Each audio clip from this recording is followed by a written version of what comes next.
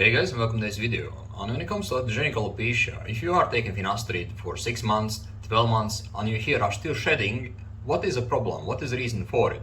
And of course, a typical approach to it would be to step it up to stronger medications such as dutasteride. But in today's video, I want to present for you an alternative approach that also can help you on address that shedding that is occurring even if you are on finasteride. And if it is first time we meet, I'm Alex, and I'm someone who have been struggling with the hair loss for almost a decade myself before I was able to regrow back my own hair. And now at the age of 31, I still have full stock hair. And I also certified trichologist. So when it comes to alternative approach to addressing DHT, it is about DHT sensitivity. And DHT sensitivity is not about blocking DHT, right? So you have a direct DHT blocker and you also have DHT sensitivity. And if you, let's say, take a DHT blocker and block DHT on serum level, what happens is that it helps to repress the DHT, but if there is a lot of DHT sensitivity, what will happen is that the DHT blocker still won't be effective enough to address the problem because there is just too much DHT sensitivity. And I always find it wiser to do both approaches at the same time, right?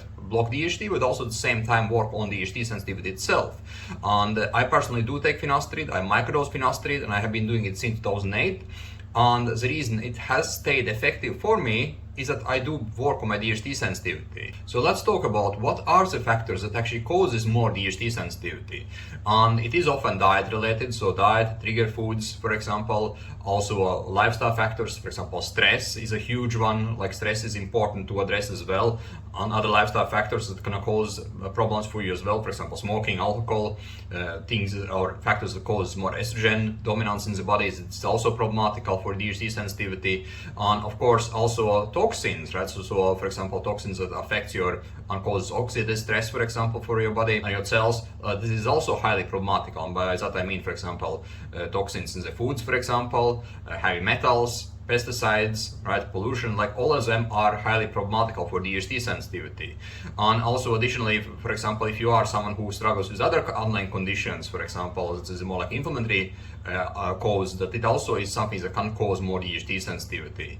And when it comes to DHT sensitivity, like you also have to look at the scalp environment itself, right? So for example, if the scalp is out of balance in terms of having a lot of oiliness, for example, on the scalp, a lot of excessive sebum, it can also cause more DHT sensitivity, and especially if there is also microinflammation. And microinflammation, it is something that can occur when you are having, for example, issues with liver, for example, different liver conditions, or fatty liver, for example. It can amplify that microinflammation. And microinflammation is easy to see because you will see that redness around the follicles. And again, if you are having, for example, high DHT sensitivity or a lot of redness around the follicles, it doesn't mean that you're not going to see results from treatment. But the thing here is that you could potentially see better results from treatment and also make the DHT blocker much more effective for you, right? So a DHT blocker could be much more effective for you if you didn't have those problems. And also you could potentially also get longer lasting results from the treatment, right? So more basic treatment and longer lasting results without need to stepping up to stronger medication to address other gens, to address the DHT sensitivity that is occurring and causes problem. So my point here is that it is always wise to work on both, like block DHT, but at the same time also work on your DHT sensitivity. And the thing is that if you do keep working on your DHT sensitivity, what will happen is that first of all, treatment will become more effective. You will also get long-lasting results. And additionally, you also will be able to keep the treatment simple, right? So without stepping up to strong medication.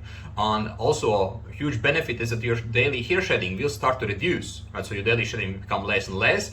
And what will happen is that you will also be able to keep more hair on your scalp because there will be less hairs that are falling out. And that is also a huge benefit that a lot of you guys, I assume, would be looking forward to. So working your DHT sensitivity is important even if you are taking finasteride or even dutasteride, right? Because it will just make the treatment much more effective for you.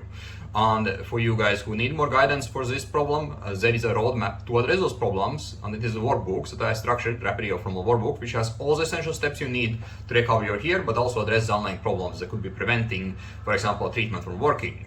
And if you are someone who struggles with the hair loss and you need to have more guidance, more support, then you can also book a session below this video. I have a rapidly program where I work with the guys over 6 months to address those issues, right? So those are two options you have, guys, to address this problem with my guidance and my support. Thanks for watching, see you guys, and see you next time.